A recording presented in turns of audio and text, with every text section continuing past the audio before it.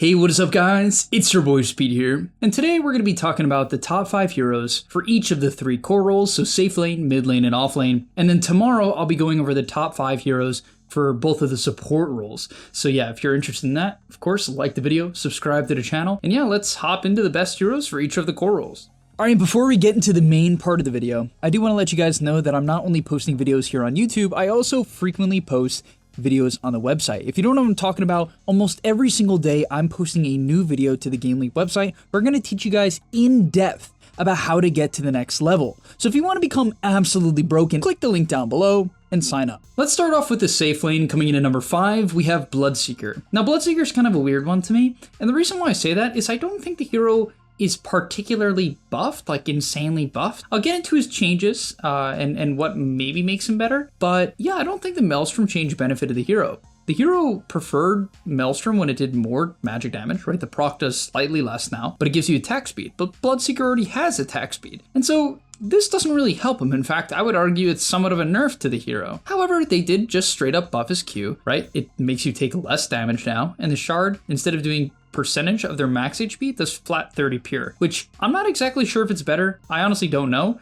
They also changed Bloodright from pure to magical. They buffed his level 10 talent, and they semi-buffed his level 15 talent. I say slightly buffed because now the W is magical instead of pure, so even though they amped the damage on the Bloodright talent of 15, it still kind of ends up being about the same. And so yeah, I think really the main thing about this hero is that it's good against some of the meta picks. I would say the main one that comes to mind is it's pretty good against Timbersaw. Rupture is very good, and then you do a ton of magic damage. So yeah, very strong matchup there. I also think you're reasonably decent against Death Prophet and a few other heroes as well, like these very mobile, slippery heroes. Coming in at number 4, we have Luna.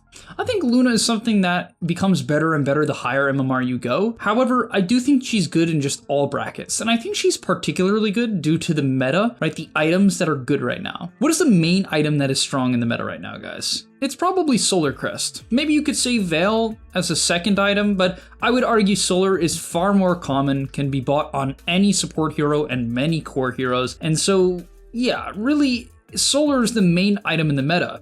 And Luna is one of the main benefactors of Solar Crest being this really OP item because she wants to ball up, she wants to stand there and be buffed and have attack speed and not die and just run down towers. And Solar Crest is stupid good at this. And so the fact that everyone's buying this item significantly helps Luna. Also the fact that there's a lot of drums going around, there's a lot of Chen, at least in high MMR, right? There's a lot of auras and as I said, the Solar Crest. In terms of the patch touching Luna, it didn't at all, right? However, Manta was slightly buffed, right? It has a better build up, so that's something that helped out the hero. I wouldn't say Mask of Madness is much better on Luna, but it gives a bit more damage now, which is cool. And yeah, as I said, the meta just really benefits the hero. However, she does fall off getting into the late game, and so it's kind of all about just hitting that strong mid-game timing with the aura items, getting an Aegis, and ending the game. But if you can do that, I think she's incredibly powerful. Coming in at number 3 is the long-range heroes. I couldn't pick one because honestly, I think both of them are very similar and very strong. Drow and Medusa are the 2 heroes, and Medusa is much more of a flash farmer, where Drow is more of a fighty hero, right? A bit more of a lane bully depending on the matchup. But what I will say that I like about Drow is the fact that she's anti-heal, right? Drow's Ags is very good in the current meta. There is just so much healing and sustain going around, and having a Drow, it just helps so much because her Ags reduces healing. On top of that, the butterfly change is very interesting with Drow Ranger because how butterfly works is it gives attack speed based on agility, and Drow's ulti gives her agility. So there's a lot of synergy there. She can hit like a truck and hit like, well, more of a machine gun. It's insane how fast she can hit because of the butterfly change. And similar to Medusa, I think Medusa benefits from this butterfly change as well. I think both of these heroes also benefit from the slight Manta buff that this item received. I also think that naturally these heroes are just better now due to the meta shaping up. Also, when it comes to Medusa, she just got straight up buffs. She got agility gain, which is obviously very significant, and her split shot got buffed by 5% at all levels. She also received 2 buffs to her talents. In terms of Drow Ranger, I wouldn't say Drow got some insane changes, but Glacier can now be used during multi-shot, which is pretty cool, right? It's definitely something to do. And also Gust reveals invis units, which is funny, it's cute, but it's definitely useful in a lot of situations. They also gave her lifesteal at level 15, but I don't think you're ever going to take that over the multi-shot cooldown. All right, coming in at number 2, the second best carry of the meta. And I feel like a lot of you guys probably expected this to be the best carry of the meta, but it's Faceless Void. So what did Faceless Void get? Well, the hero got a few buffs, most notably strength gain from 2.4 to 2.6, which is not insane. It's not going to make the hero go crazy, right? His talents got slightly buffed, but honestly, I'm not even sure you take either of the talents that got buffed. So I don't think that changed too much. So in terms of the patch, I don't think like his direct hero changes made much of a difference. However, the Maelstrom buff and the Mjolnir change were probably the biggest two, because Faceless Void is a hero that really wants attack speed, right? Naturally, when it's farming, it needs to proc Maelstrom to clear creeps because, well, none of its other abilities do that. Bash is okay, I guess, but you want attack speed. The more hits, the better. The more hits, the more bashes. The more bashes, the more Maelstrom procs. The more, Maelstrom procs, the faster farm. It's just better. And Mjolnir also is better, right? It gives a bit more attack speed. And so I would say these changes are the main things that really buffed Void. I also think Solar Crest helps the hero a lot. I know this kind of applies to like most carries, let's be real. Solar Cresting the majority of carries will feel good. However, I will say Solar Cresting a Faceless Void compared to Solar Cresting something like a Wraith King, it's much better to Solar Crest a Wraith King or even something like Spectre. I would way rather Solar Crest Void, a hero that's very concerned about being bursted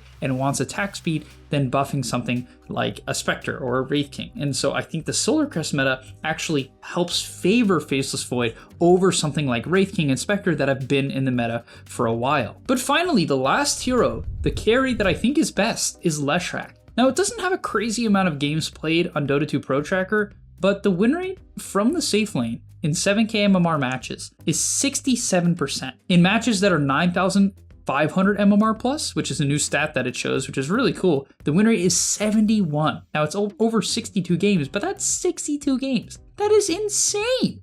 That is ridiculous. 70? That is legit nuts. And the highest win rate hero in Dota is Leshrac by a decent margin. Almost 2%, well, more than 2% above Abaddon. This hero's win rate has increased by 12%. 12. Unbelievable. This hero was a 46% win rate hero. Now it's 58.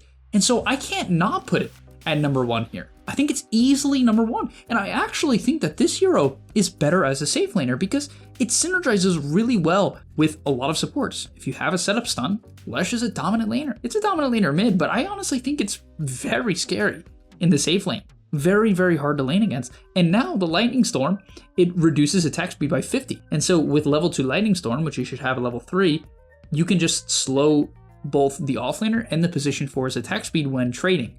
This is going to go a long way.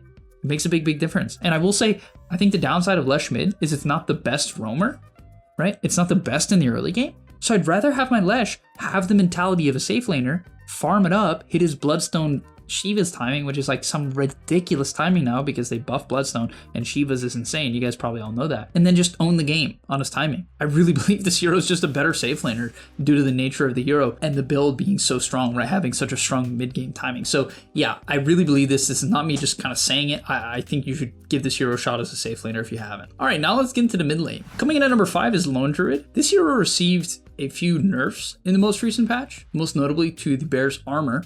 Right, the bear is very squishy now at level 1. It has 0 armor, and that feels pretty bad. You used to have 3, which was, that's a big deal. However, I think the role where this matters the least is mid, because there's only one hero. In the off lane, you have 2 heroes potentially hitting your bear. In the mid, I mean, yeah, it's easier for them to hit the bear because there's no threat of a second hero, but it's very hard for mids to actually kill this bear.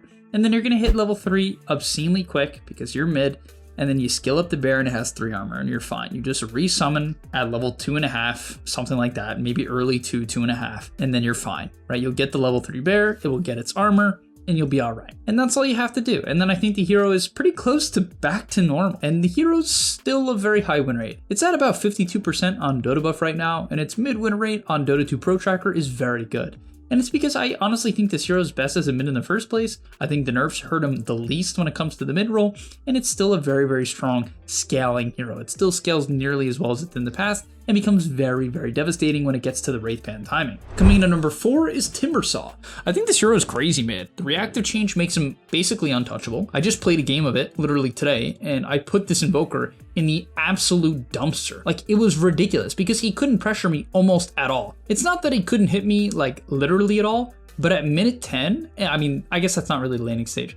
But at around minute 6, I was 700 gold up on the guy, right? Then eventually we pressured him out and I killed him, and I was 1200 up in minute 7 on an invoker as Timber saw mid because he couldn't pressure me. I have a low cooldown range creep secure. I went 2 points in Q, 1 point in E, which might seem weird against a ranged hero, but Invoker's way slower than me, so I can get on top of him and Q him anyway. And it's very easy to CS with the Q. You can push in the wave very hard. It harasses pretty well, but it's mainly about just like securing CS. Right? It's very easy with level 2 Q. So yeah, the hero's a nuts mid, guys, because it roams well. I will say it roams later than most mids because early level, like level 6 Timber isn't that good. I would say level 8 Timber is when the hero becomes scary because then it gets max chain. You should be 2-4-1 at level 8 with a point in ulti, of course. And that's when it becomes very, very devastating, where it has like Mana Boots, Soul Ring, Wand, Raindrop, Bottle, something along these lines. And then, you know, level 8 is when you can start to go crazy. But I don't think the hero is necessarily best as a mid. I think it's almost just as good offlane due to the fact that the E is way better now. But yeah, this hero is a crazy mid, guys. Like I know there's a lot of overlap between these tier lists, but some of these heroes are just so OP, and I think it's pretty crazy that for the first time in a long time, Timber is a high win rate hero on Dota buff, because the problem with Timbersaw is it's naturally a very, very hard hero, right? It requires a lot of mechanical understanding to do well. But current Timber is like the most brain dead version of it that it's almost ever been, because reactive makes you near invincible now. If you don't know why, just watch some of the patch videos. It makes you basically invincible. They buffed the Q, they buffed your strengthening, buffed your base strength, they buffed Bloodstone. This is arguably the best Shiva's carrier in the game, outside of maybe like Leshrac. Right, so it's one of the best Shiva's user in the game. It's just crazy. It likes the magic resist change to the Shroud. That one's pretty good on this hero. I go Solar Crest and a Glimmer. That's my build, and it feels insanely good too. Like, I think there's so many angles on this hero. It's broken. It's a 53% win rate hero, almost 54, and it used to be 45, right? One of the most buffed heroes of the patch, second most buffed hero of the patch. So very, very powerful. Okay, getting to number 3, we have Viper. I think the hero is just a lane dominator, very easy to play mid. I actually prefer the hero as a mid compared to offlane, because I think in the offlane, you just get pressured in the early levels. It's too easy to get dominated, at least at high MMR. I think the lower you go, the better it is in the offlane because people just pressure less. But you can really fall behind on this hero, and it can feel terrible. So yeah, I think this hero as a mid is just better. I think you scale incredibly well now. Like the fact that maxing another toxin feels insanely good because now it slows attack speed. Like this ability is just way better because you can use it as a defensive tool. Getting gone on an early game, you just drop it on the ground and they can't fight you at all. You might be like, oh, but it doesn't break. I would way rather have attack speed slow early game than a break, right? I mean, this hero is just far better. It's just far, far better. They also changed the ulti to slow more and break, which I frankly think is just strictly a buff. I think the break on the ulti is just much, much better. And the Manta buff helps this hero. The cast point on Viper Strike got buffed. Like, I mean, this hero's been getting buffed too. I also think that Solar Crest on this hero is straight up insane. I made a video on this hero yesterday. Definitely go check that out. That was an offlane game, but yeah, I think the hero is actually a bit better as a mid. Coming to number 2, we have Leshrac. I think you could maybe put Leshrac number 1 just because of how broken the hero is, but I actually think one hero stands maybe a bit taller. But okay, let's quickly talk about Lesh. I'm not going to spend a lot of time because, let's be real, it's very similar to safe lane Lesh. Mid lane Lesh doesn't lose very many matchups. It rarely ever did anyway.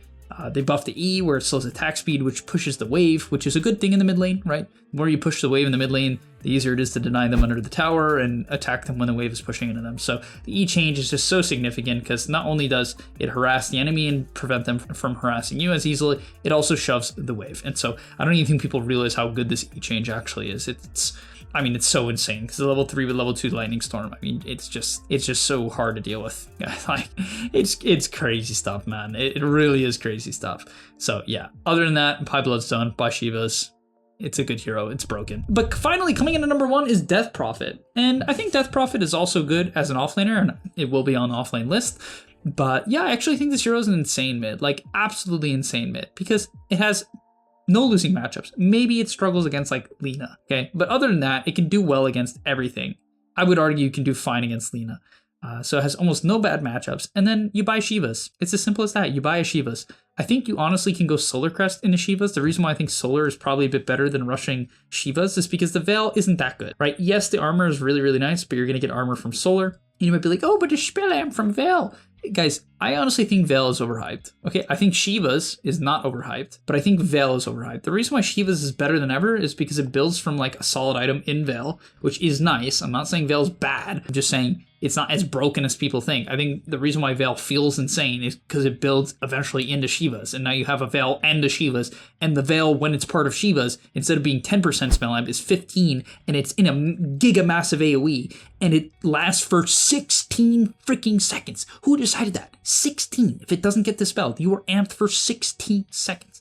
What even is that? I would argue the best Shiva's carry in the game is honestly probably DP. Probably better than Lesh, and the reason why is DP often likes buying phase boots into Windlace, and it has a much higher movement speed and can spread the Veil aura across multiple heroes. Also, with the new change to the W, DP now, her silence now slows. And so you might be like, how is DP the best mid hero kind of all of a sudden? Well, first of all, they buffed the hero. The W slows now, which might not seem like a big deal, but I assure you, one of the big problems with the hero was her inability to stick on top of people, right? That was one of the problems. I would frequently buy Atos to deal with this issue. Now you just have a 25% movement speed slow for 6 seconds. That is huge. And then you buy a Shiva's and no one can move. This hero used to have a kiting problem. Now it has one of the best builds in the game from Veil into Shiva's. Right? It's just absurd how good it is on this hero. And then yeah, from mid, you just play active, take the mid tower, and then take the safe lane tower, and then hit your mid game timing, and you're gonna feel insane. So yeah, I'm a huge fan of DP right now. I think the hero is very easy. Not necessarily in terms of game plan, but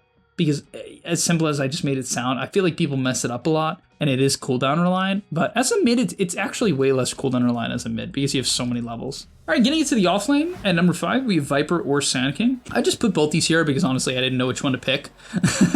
I really wasn't sure. I think Sand King, the higher MMR you go, the worse the hero is. It's just too exploitable in the lane. I think its mid game has a lot of issues. I think the hero, it's best in like these clunky, drawn out team fights where people forget to put down a sentry. Where I just don't think Sand King, as you get better and better, is that good of a hero, but I do think he deserves a spot on the list because his win rate's insanely good. Shiva's is insanely good on this hero. The Blink Shiva's Ags, while it's terrible defensively, I mean, yes, Shiva's gives a ton of armor, which is nice, but overall, it's not that good defensively, so you are killable.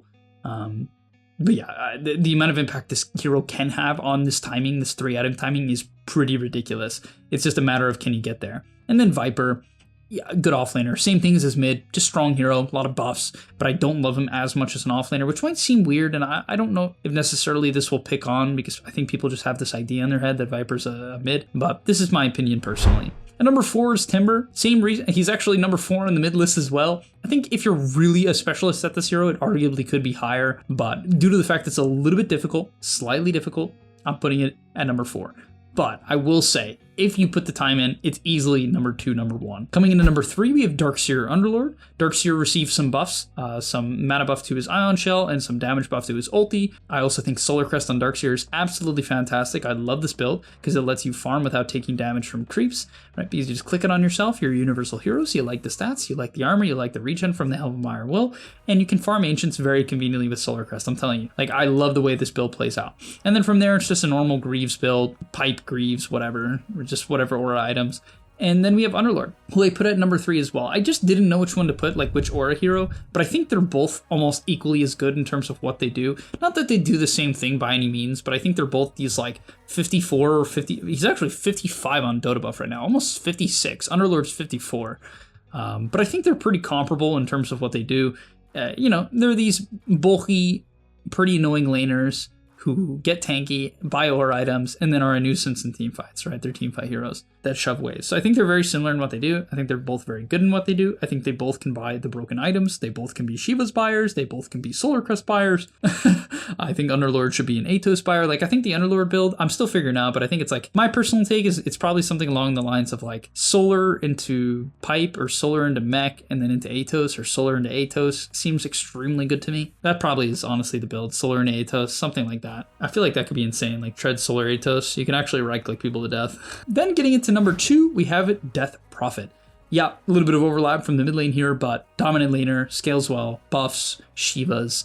What can I say? All the same things for the mid. Think she is slightly better as a mid because she's very level reliant, And I think sometimes as an offlaner, she doesn't get the level she wants, where you fall into this issue where it's like, do I max my E so I can fight early? Do I max my Q so I can farm a bit more? Where mid, you just get to do both, and it feels better in my opinion. I think the hero loves the level 8-9 timing, and I think for the offlane, it's not as optimized for that. I just feel like it's a bit better as a mid, and the tempo you can play as a mid DP is like straight up insane in my opinion. Not picked this much. Then we have Abaddon, last hero, best offlaner. And yeah, I really mean this. I think it's extremely easy to play, and I think it's insanely good. I said it when the patch came out, I think the hero will be an offlaner, and the reason why is it used to have a sustain issue. Now, Veil and Solar Crest really help with that. It's level 10 talent, which makes its shield give him 10 HP regen, super helps with that, and his E makes him chase people down. The build I've seen the most is Phase Boots with the Orb of Corrosion, because Orb of Corrosion not only does it slow with the E, but it gives attack speed now, which helps you proc the E. So I'm a big fan of the Corrosion, also reduces healing, which is pretty cool. So it's Phase Boots, Corrosion, Wand into Solar Crest, then you have an obscene amount of attack speed. Sometimes people will skip the Corrosion and just rush Solar Crest because of how broken it is. I've seen that plenty too. And yeah, you just run people down. You run them down, you do 60 damage per second when you proc your E, then eventually you buy Manta and then into Harpoon. And this build, it's just crazy, guys. It's crazy because previously, Abaddon, if you wanted to farm, would have some sort of mana problems. But you can even go back for Soul Ring, right? Because when you have Solar Crest and you're level 10 talent, you're not going to take damage, and then your W will give you the sustain because of the 10 talent for you to use Soul Ring, and then you won't have any mana problems, or you can just get a mana neutral item, right? So the hero, good laner, scales well. I think Solar is just way too natural and clean. It gives the mana he needs, the armor the hero needs. It just makes way too much sense. You can also just